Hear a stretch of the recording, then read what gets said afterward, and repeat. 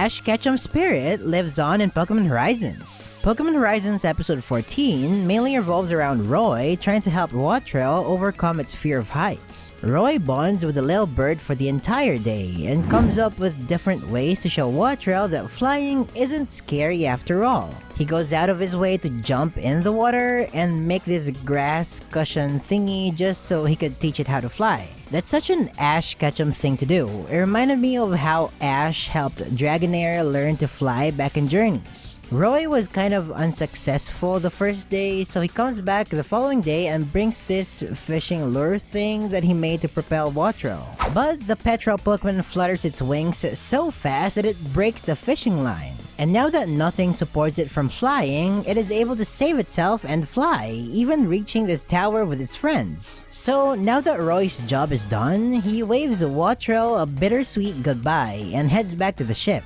But of course, in a typical anime-book fashion, Wattrel flies back to Roy, wanting to join his team forever. I really love the storytelling on this one because the first time that Wattrel learns to fly, it was out of fear and survival. But the second time was out of its love for Roy. This was a great capture as it showed a wonderful development of Roy and Wattrel's relationship. I also like how Roy saves Wattrel by throwing its Pokeball and catching it with its hands, which is another Ash Ketchum style of saving Pokemon. There's also this other ongoing plot in the episode about Freed trying to investigate the electromagnetic interference that's problematizing the ship, as LIKO and Murdoch go out to shop for some food ingredients. Freed follows this weird magneton into a dark alley, but he gets cornered by Behem and is attacked by them. These Pokemon are of course owned by Spinal of the Explorers. But when Charizard gets paralyzed by Zap Cannon and immobilized by Psychic, Freed pulls out his secret weapon,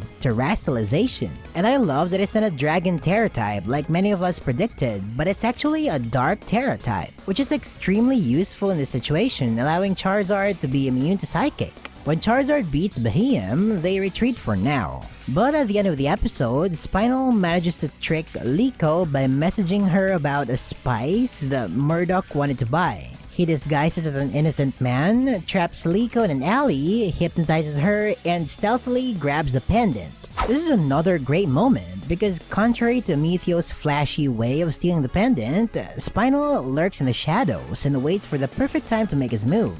It's also nice to see that he's using a Behem, making it look threatening because it's one of the most forgotten Pokemon ever. This episode honestly felt long, but in a good way. It was rich in storytelling with Roy and Wattrel, had some cute moments with Murdoch and LIKO, and exciting moments with Freed Terastal and Spinal's thievery. Oh yeah, Dot still annoys me despite the efforts of this episode to make her more likable. It may not be the most banger of episodes, but it's a good episode, so I'm giving it a 7 out of 10.